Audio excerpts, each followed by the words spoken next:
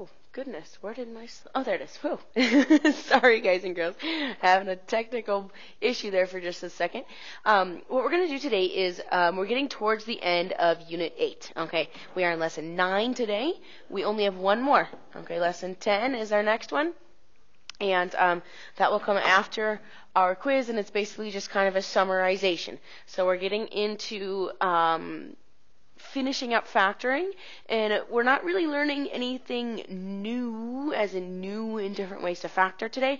We're just talking about the special cases, the two interesting situations. I want you guys to be able to recognize and see very quickly when we're talking about that situation of the difference of two squares. Okay, we already talked about it when we were doing foiling, okay, when we were actually doing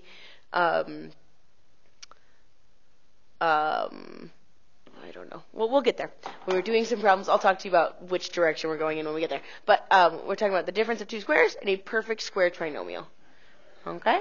So, the difference of two squares is something like this, where we're subtracting two numbers that are squares. Okay? If I take the square root of 25x, I'm going to get 5. If I take the square root of 16, I'm going to get 4. So, what that must look like is something like this. Okay, there we go. So before we had this, and we were moving in this direction, and we were saying FOIL it. Well, now we're going in the opposite direction. We're saying, hey, I'm giving you this as the problem, factor it. And it's nothing complicated or different. It's just, can you recognize this situation? Can you put a name on it? That's called the difference of two squares.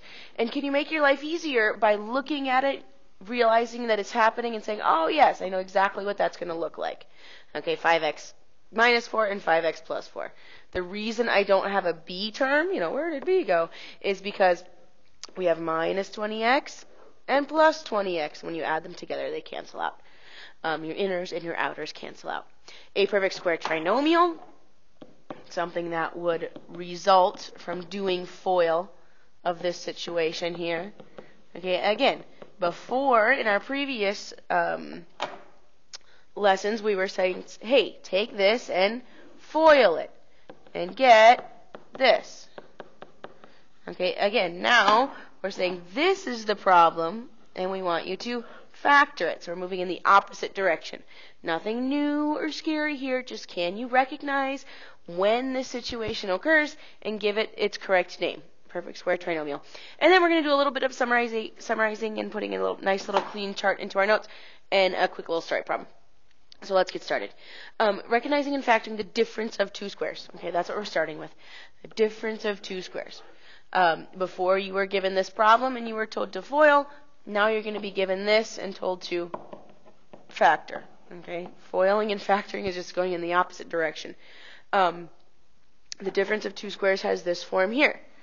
A squared minus b squared. You always have a minus in the middle of your two terms there. And your first term is always something that has a perfect square. 1, 4, 16, 25, 36, 49. Those are our perfect squares when it comes to numbers. Remember that our perfect squares when it comes to variables, okay, the square root of a squared is just a. The square root of x to the fourth is actually x to the second power. Why? Because x to the second times x to the second is x to the fourth, because we're adding those exponents. So when it comes to your variables, what things have perfect squares when it comes to a variables? You're really looking at anything, I'll go over here, that has an even exponent. Okay, x to the second has a square root of x. X to the fourth has a square root of x squared. X to the sixth is actually, the squared is x to the third. Okay, I can't really find the perfect square of x to the fifth power. Okay, it's not x to the 2.5 times 2.5. Okay, we're not talking about creating fractional exponents or decimals as our exponents.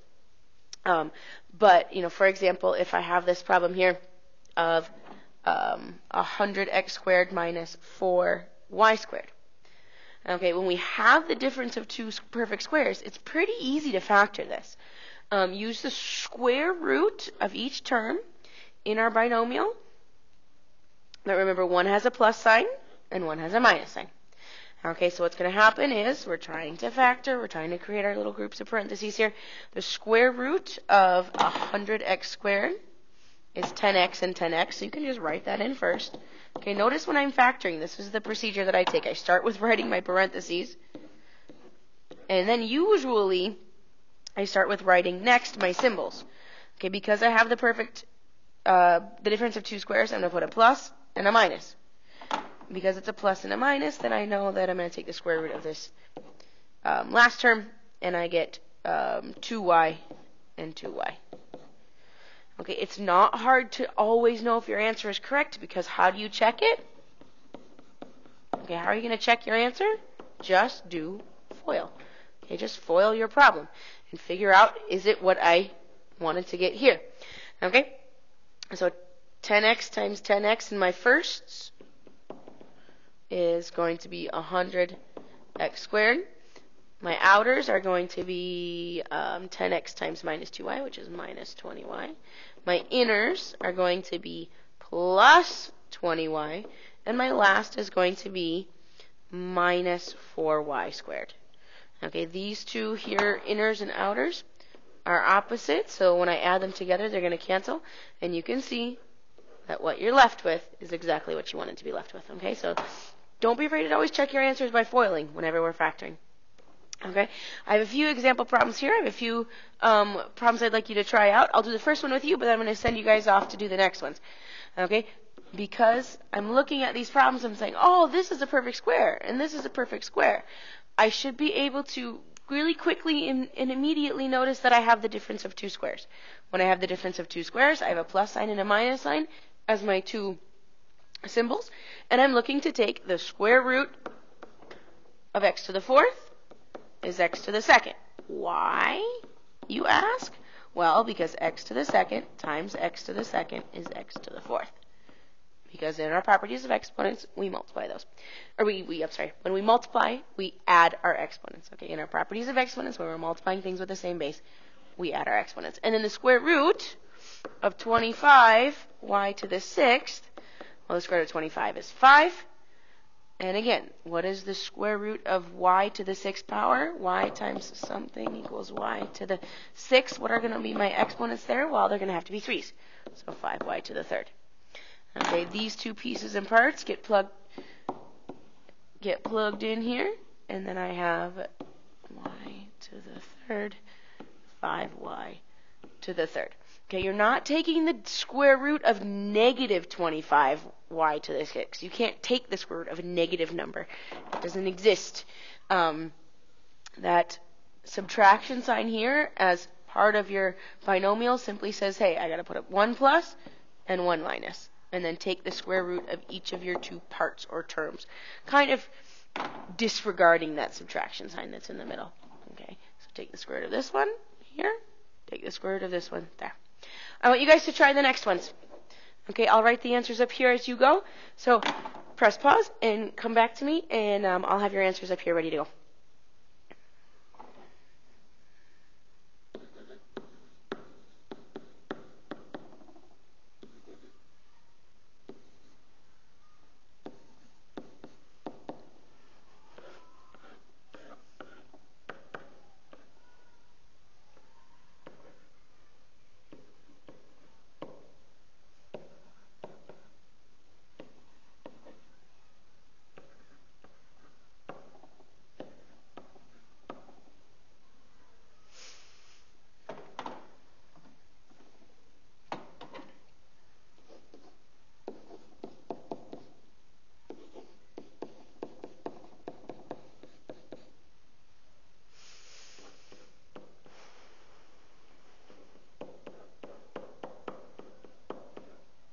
All right, I am done. If you are not done, press pause and come back to me when you are.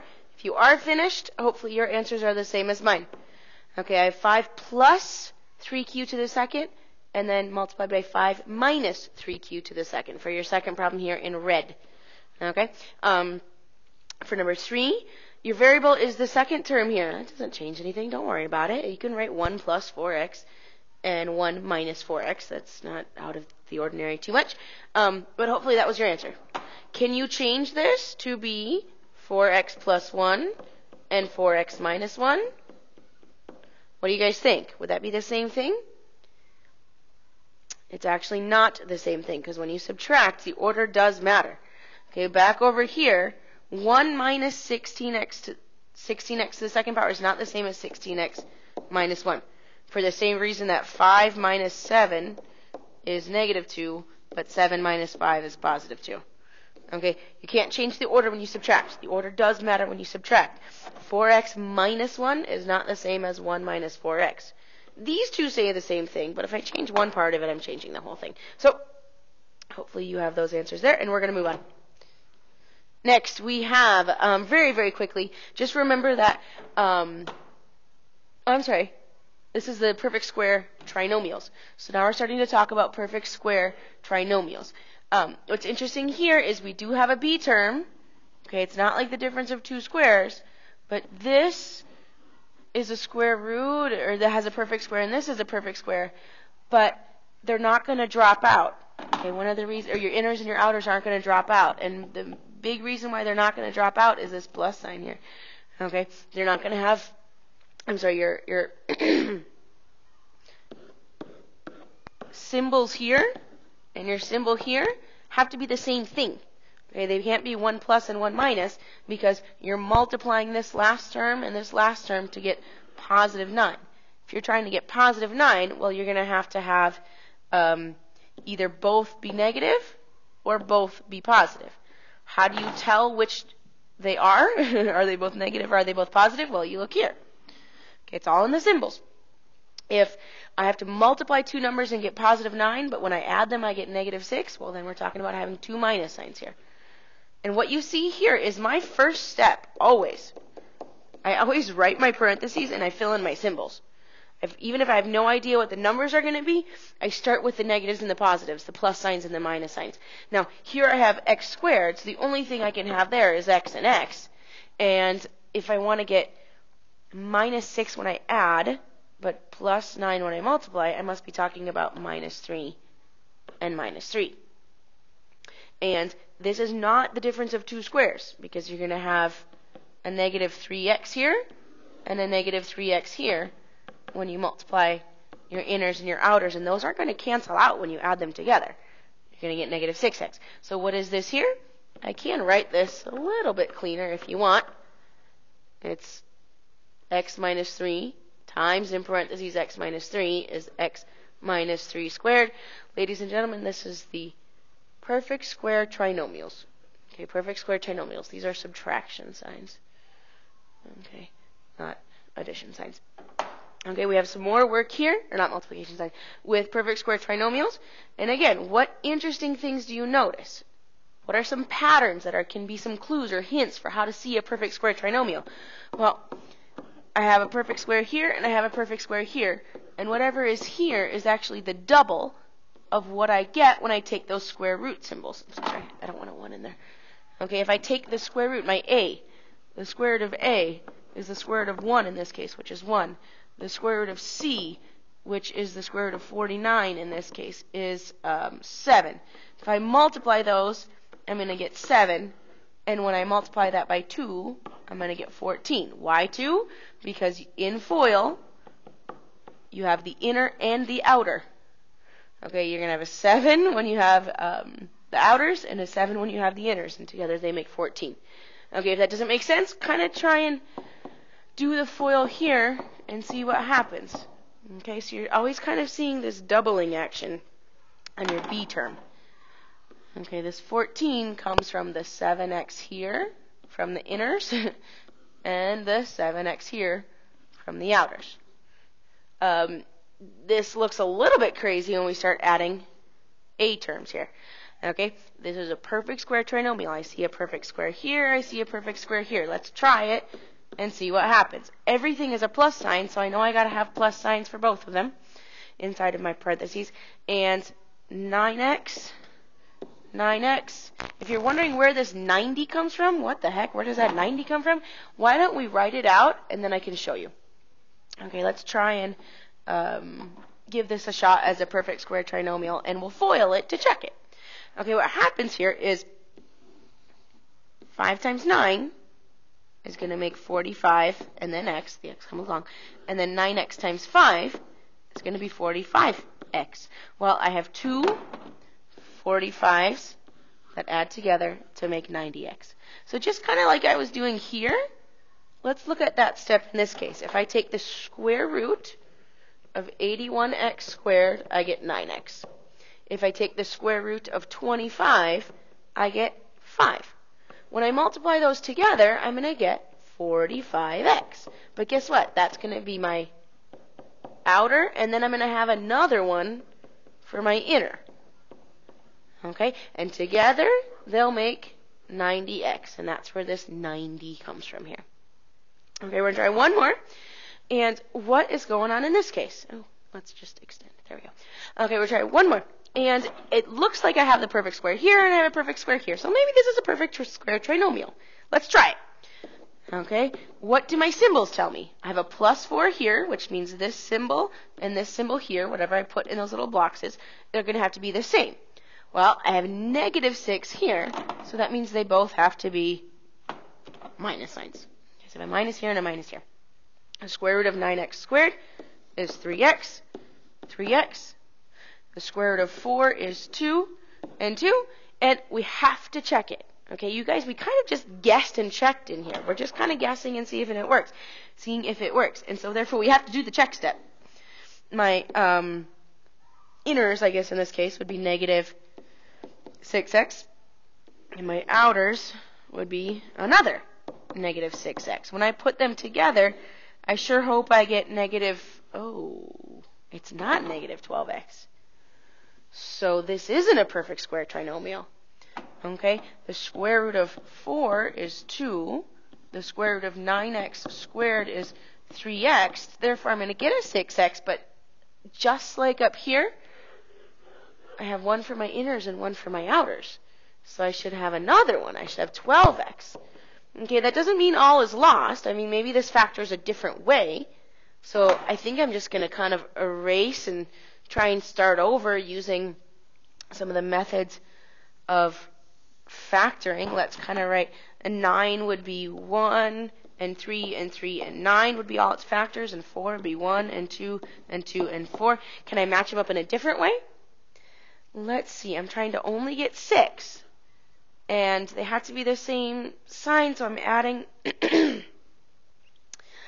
If I have 9 times even 1, if I try and do this here, there's no way I can get all the way down to 6. So I'm going to kind of rule out 9 here. That's going to be way too big. So therefore, I'm left with 3 and 3. If I do 3 and 1 and 3 and 4, well, this is already 12. It seems as though this is unfactorable. Okay, if it's unfactorable, you can write as an answer unfactorable, or the best way to write it is to write prime. Okay, if there's no way to factor something, we call it prime, just like the number 7. Can I factor this into any sort of 2 times 3 or 4 times 2? What is the number 7? The number 7 is a prime number. There's no way to find any factors that would multiply by themselves to make 7 besides 7 and 1. But that's part of the definition of being prime. So therefore, what I can write here is the word prime. Okay?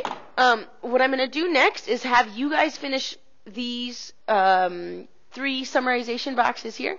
What is underneath this box? Well, what's going on here? Okay, I have both my formula here, and I have some examples here. What is that guy called? This one here. What is under that box? See if you can give it a shot. And then I have a little application problem. I want you guys to try this now. Bring your answers to class tomorrow. We will go over the answers as kind of a warm-up. Okay, so this slide is yours. Press pause. Come back to it. I'm going to just make sure that we have these objectives. Do you guys feel like you know the difference of two squares and what happens? Do you feel like you know what a perfect square trinomial is and what happens when you work with those? And then can you do this summarization? Okay, so go back to this page here, finish up those 3, and I will see you guys tomorrow. Have a great evening.